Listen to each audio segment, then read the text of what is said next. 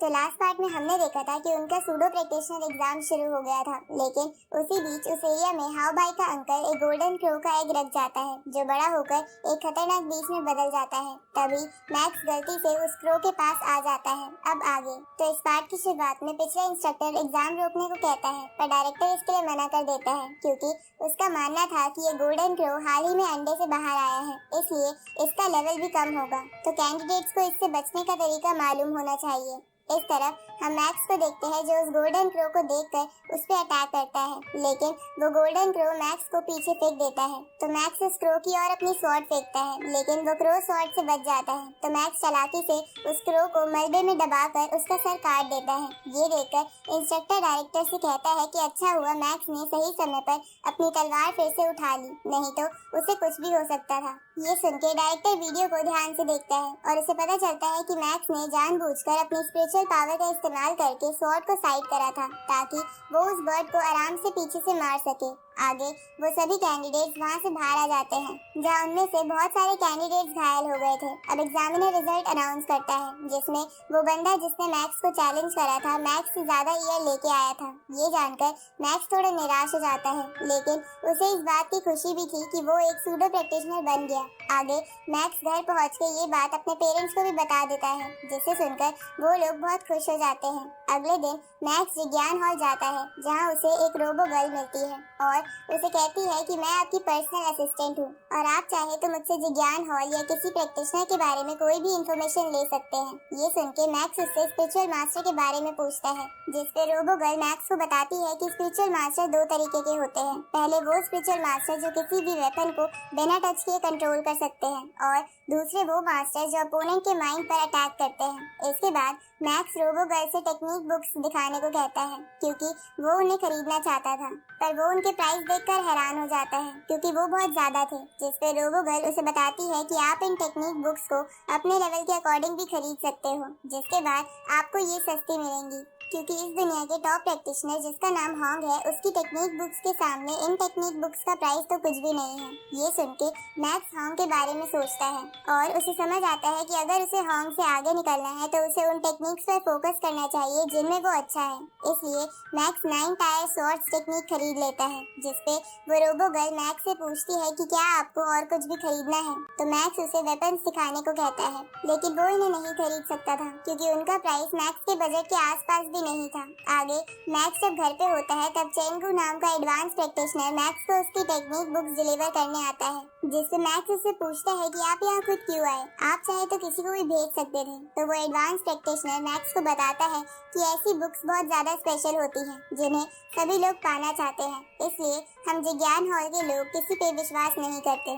साथ ही तुम भी इन बुक्स को कॉपी या सेल नहीं कर सकते, वरना तुम्हें पनिशमेंट मिलेगी। इसके बाद वो एडवांस प्रैक्टिशनर मैक्स से कहता है कि मुझे पता चला है कि हाउ बाई नाम के लड़के की वजह से तुम्हें 1 महीने पहले जेल में बंद कर दिया गया था, और उसी के सिलसिले में हाउ बाई के अंकल विज्ञान हॉल के थ्रू तुमसे मिलना चाहते हैं। ये सुनकर मैक्स उस अंकल से मिलने के लिए मान जाता है, जिसके बाद अगले दिन मैक्स वो एडवांस प्रैक्टिशनर, चीफ और इंस्ट्रक्टर हाउ बाई के अंकल से मिलते हैं, जहाँ हाउ बाई के अंकल उन सबसे कहते हैं कि मैक्स को ये सारी प्रॉब्लम्स मेरी वजह से फेस करनी पड़ी थी, इसलिए मैं ये मैटर खत्म करने के लिए मैक्स को $5 मिलियन दे सकता हूँ। जिसपे वो एडवांस प्रैक्टिशनर हंसते हुए उस अंकल से कहता है कि तुम्हें क्या लगता है मैक्स एक न्यू प्रैक्टिशनर है तो तुम उसे तंग कर सकते हो, पर मैक्स $5 मिलियन लेके ये मैटर क्लोज नहीं करेगा, बल्कि तुम्हें उसे $50 मिलियन देने होंगे।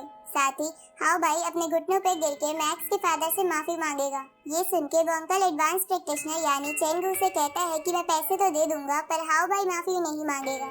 ये सुन के इंस्ट्रक्टर अंकल से कहता है कि अगर इसके लिए मैक्स मानता है तो हमें कोई प्रॉब्लम नहीं है। ये सुन के मैक्स बोलता है कि हाउ भाई ने मेरे पेरेंट्स की डिसरिस्पेक्ट की थी, इसलिए मैं इस मैटर को क्लोज नहीं करूंगा। ये सुन के वो अंकल गुस्सा हो जाता है और गुस्से में वहाँ से चला जाता है। जिसके बाद मैक्स उन तीनों से उसका साथ देने के लिए थैंक यू बोलता है, साथ ही थोड़ा निराश भी हो जाता है, क्योंकि वो उस 50 मिलियन से वेपन्स भी खरीद सकता था। ये जानकर एडवांस प्रैक्टिशनर मैक्स से कहता है कि तुम्हें जो भी वेपन्स चाहिए उसकी लिस्ट मुझे दे दो, मैं तुम्हें वो हाफ प्राइस पर दिलवा दूंगा, क्योंकि विज्ञान हॉल में कंट्रीब्यूशन पॉइंट्स भी होते हैं जिन्हें मैं डिस्काउंट के तौर पर इस्तेमाल कर सकता हूँ। ये सुन के मैक्स खुश हो जाता है। तभी इंस्ट्रक्टर मैक्स को बताता है कि तुम दोनों टीममेट्स हो, तो तुम्हें इसे थैंक यू बोलने की कोई जरूरत नहीं है, क्योंकि मैंने डायरेक्टर के कहने पर तुम्हें फायर हैमर नाम की जनरल प्रैक्टिशनर की टीम में डाल दिया है। इसके बाद चेंगू मैक्स को बताता है कि वो उस टीम का वाइस कैप्टन है। उसी वक्त इंस्ट्रक्टर मैक्स को बताता है कि अगर तुमने इस टीम के पहले मिशन पर कुछ गड़बड़ करी या टीममेट्स को खतरे में डाल दिया तो मैं तुम्हें टीम से निकाल दूंगा।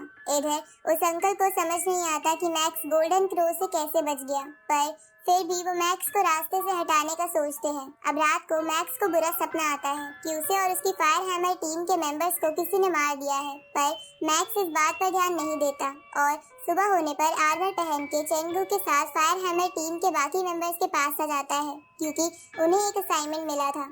अब वहाँ पहुँचने पर चेंगू मैक्स को टीम के कैप्टन से मिलवाता है, जो बहुत ज्यादा स्ट्रॉन्ग था। इसके बाद कैप्टन सभी टीम मेंबर्स को एक बंदे से मिलवाता है, जो असल में एक बायोलॉजिकल इंस्टीट्यूट का मैनेजर था और उसी ने फायर हैमर टीम को किसी काम की वजह से बुक किया था। अब वो मैनेजर उन सबको बताता है कि हमारे ग्रुप के कुछ वॉलंटियर्स मॉन्स्टर के जीन सैंपल्स कलेक्ट करने के लिए हाल ही में एरिया 0201 में गए, बट हमें पता चला है कि उन वॉलंटियर्स पर मॉन्स्टर्स ने अटैक कर दिया है। इसलिए मैं चाहता हूँ कि आप सब वहाँ जाकर उन सबको बचा कर लाएं।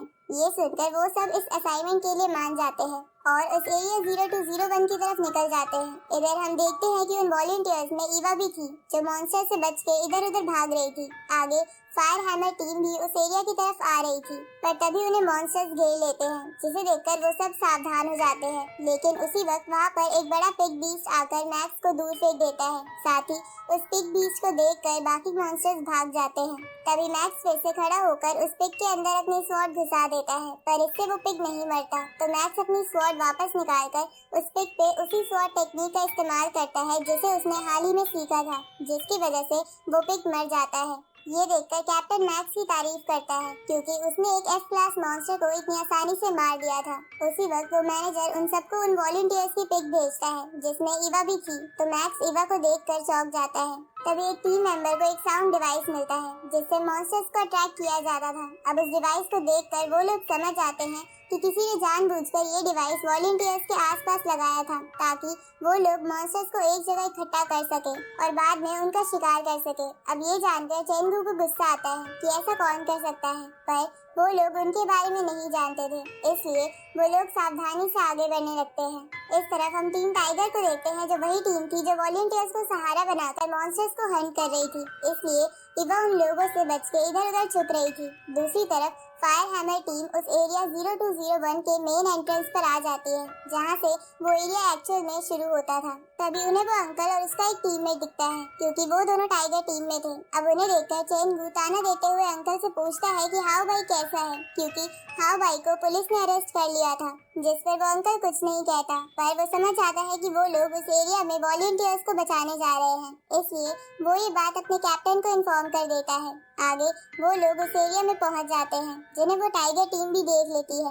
अब हैमर टीम इधर उधर वॉलंटियर्स को ढूंढने लगती है। तभी मैक्स को वहाँ ईवा की वॉच दिखती है। उसी वक्त उसका टीममेट मैक्स को बताता है कि मुझे यहाँ पर वैसा ही साउंड डिवाइस मिला था, इसलिए मुझे नहीं लगता कि जिसकी ये वॉच है वो बचा होगा। ये सुनकर मैक्स निराश हो जाता है। अब वो सब वहाँ से और आगे जाने लगते हैं, पर तभी टाइगर टीम का कैप्टन एक साउंड डिवाइस को एक्टिवेट कर देता है, जिसकी वजह से वहाँ पर बहुत सारे मॉन्स्टर्स आने लगते हैं, जिसे देखकर वो लोग वहाँ से भागते हैं, क्योंकि वो लोग इतने सारे मॉन्स्टर्स से एक साथ नहीं लड़ सकते थे। इधर ईवा बचते बचाते एक मेंशन में आके उसका डोर लॉक कर देती है, लेकिन उसे टाइगर टीम का स्नाइपर देख लेता है और उस डोर के लॉक को डिस्ट्रॉय कर देता है। दूसरी तरफ इस गोली की आवाज हैमर टीम भी सुन लेती है, इसलिए वो लोग कुछ मॉन्स्टर से पीछे छुड़ाकर उस तरफ जाने लगते हैं, क्योंकि उन्हें लग रहा था कि वहाँ कोई सर्वाइवर होगा। इधर उस मेंशन में एक मॉन्स्टर घुस जाता है, तो ईवा उसे आँख से चकमा देकर मेंशन के बाहर आ जाती है, लेकिन बाहर एक टाइगर बीच खड़ा था, जो ईवा को खाने के लिए आगे आने लगता है, पर तभी वहाँ मैक्स आकर उसे बचा लेता है। जिसके बाद वहाँ हैमर टीम के बाकी मेंबर्स भी आ जाते हैं, लेकिन उनके पीछे बहुत सारे मॉन्स्टर्स आ रहे थे, इसलिए वो लोग ईवा को लेके वहाँ से भागने लगते हैं। और इसी के साथ ये पार्ट यहीं खत्म होता है।